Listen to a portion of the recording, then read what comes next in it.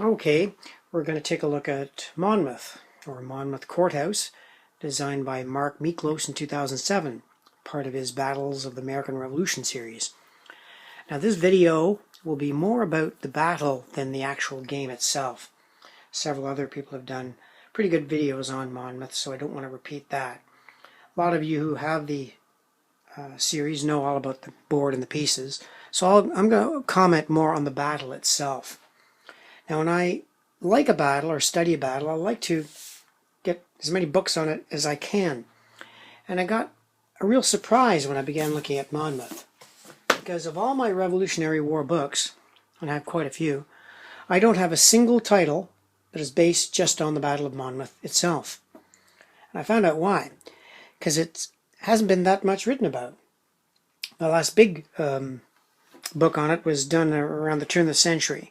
Now, more recently, there's been, I think, a couple of books on Monmouth, but the reviews on Amazon.com have been rather mixed. Now, William Wood, in his Battles of the Revolutionary War, 1775 to 1781, he doesn't even include Monmouth, which really shocked me. Now, the Battlefield Atlas of the American Revolution does include Monmouth. And in Henry Steele Commager's and Richard Morris's massive volume, The Spirit of 76, big thick book. This is one heavy book. This is all eyewitness accounts of the Revolution. They do mention Monmouth. There are several accounts. Mark Mayo Boatner III, if you don't have this book, is a very good one. Encyclopedia of the American Revolution. Monmouth is mentioned. And I see that it is a controversial battle. But when you come right down to it, the battle kind of comes down to, well, Charles Lee screwed up. The Continental Army was just as good as the British Army at this stage of the war, and Washington rallied this situation, and it was a stalemate. Well, there's a lot more to the story than that, and it's that simplification of the battle that got me more interested in it, and I wanted to dig in deeper. Now, there's another book out there called Rebels and Redcoats by Hugh Bacino. And Bacino takes an entirely different view on Monmouth, and he's got me half convinced that, I think this battle needs another look. Now, all good books have a point of view. If the author is so neutral, history can be a little dry, but he takes a different point of view at Monmouth, and I don't think American historians will like it very much. But his view is that Washington, more or less, had not learned anything from the battles of Brandywine and Germantown. The battle plan for Monmouth is far too complex. He's got troops coming in from the west here, some from the south, and he's got Charles Lee with a portion of the army trying to attack the British rear guard. Those are facts. There's no controversy about that. But when you look at the strategic situation, Washington's got about 14,000 men. Clinton has about 13,000. In game terms, it's like the advance guard of Washington is doing a big 1-2 attack on Clinton's rear. So Clinton's army turns around and counterattacks Washington. And Charles Lee becomes the scapegoat. Now, I'm not a real Charles Lee fan. We now know, I think it was discovered 70 years after the Revolution, that he was actually sort of double dealing with the British. I know the Americans are up on Benedict Arnold being a traitor, but boy, I tell you, Charles Lee was kind of close. Anyway, Charles Lee, though, didn't really believe in this attack, and he fell back. And Clinton pursued, and the battle breaks down into 3 phases. And that's what we'll look at here on the board. So in conclusion, for the battle itself, I think Washington had the better PR campaign, and Charles Lee took the fall. I'd love to read the court-martial of Charles Lee. I don't know if we can ever get my hands on it, but I'd love to read about it. But I do know from Bacino and other books that the court-martial was biased, and many of the generals did not feel that Charles Lee was guilty of cowardice or anything like that. Where he got into trouble was his loud mouth and his letter writing after the battle. You start cutting down Washington, you're going to get in trouble. And that's where Charles Lee's downfall was. I don't think he was as bad as the accounts make out. And Washington has plenty of blame to go around, you might say. Washington has his faults too, especially in Monmouth. Now, I have great respect for Washington as a commander of the Revolution. I believe he was the man for the Revolution. I'm not sure any other American general could have done what he did. But sorry, he's not a great battlefield tactician. And battle after battle, that's in evidence. Now, the other interesting thing about Monmouth is it's the last battle fought by Washington. Washington never fought a battle again after Monmouth.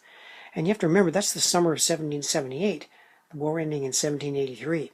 Washington did prosecute the siege of Yorktown with the aid of the French, but this was the last battle he ever fought. And I might say the Continental Army did perform very well. Von Steuben's training did pay off. So let's set up the units as they were for Charles Lee's attack, and I'll show you generally what happened using Mark Miklos's pieces and the board. Okay, let's look at the strategic situation. We've got Clinton's army here around Monmouth Courthouse. They are retiring from Philadelphia in that direction, and they're attempting to get home to New York, up this direction.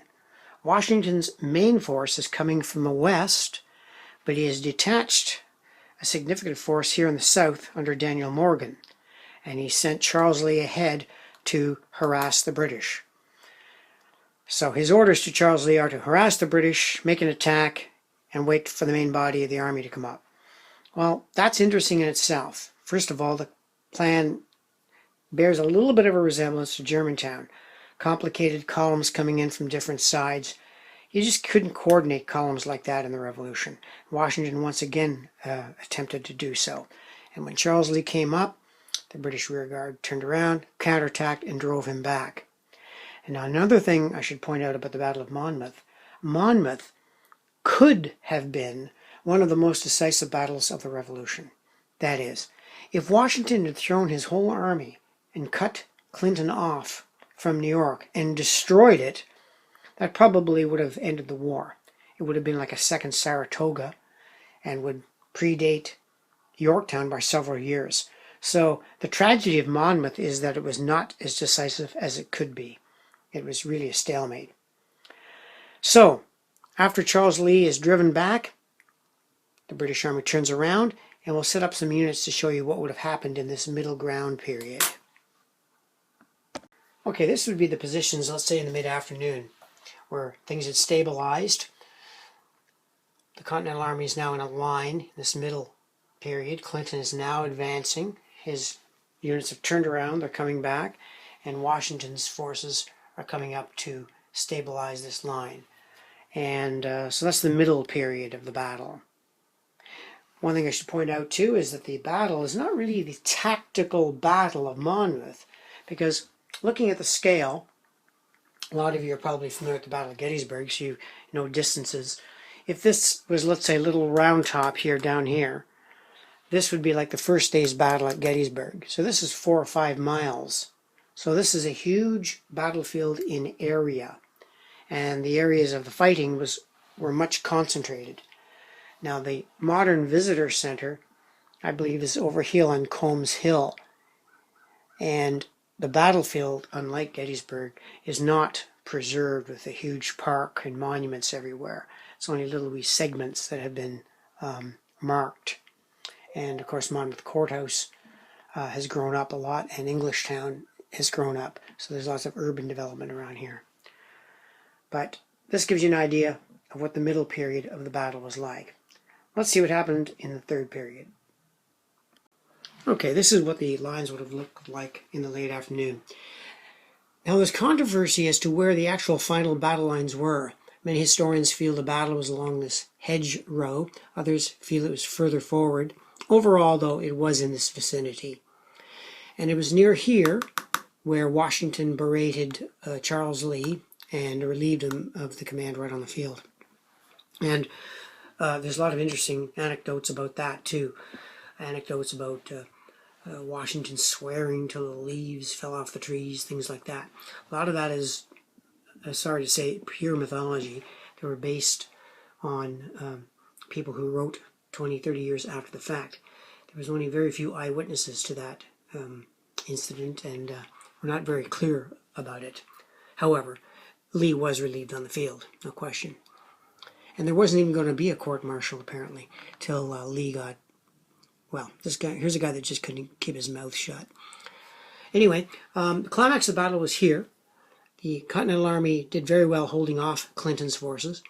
But apparently the decisive part of the battle that changed things, unusual for the Revolution, was the deployment of the Continental Artillery up here in Combs Hill, where the visitor center is now.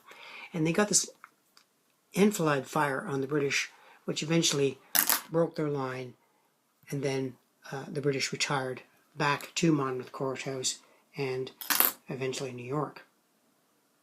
So, what was the final decision of the Battle of Monmouth? How decisive was it? Well, not very decisive, I'm afraid.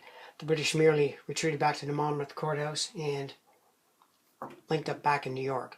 The objective was to destroy the British Army, and the British Army was not destroyed.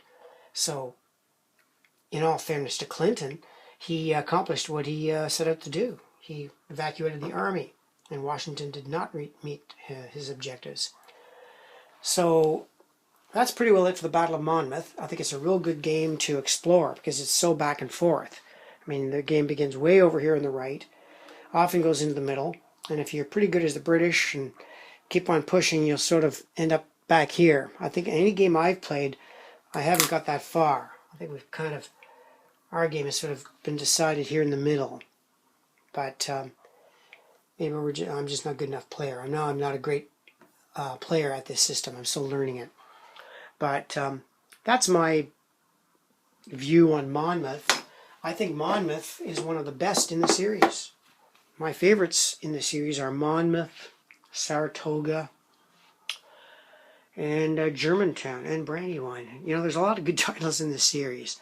So I'll wrap up the video there. That's my take on Monmouth. Some of you won't like it, but I'm doing more research on it, more reading. I wish there was more available on this very interesting Battle of the Revolution. Thank you for watching.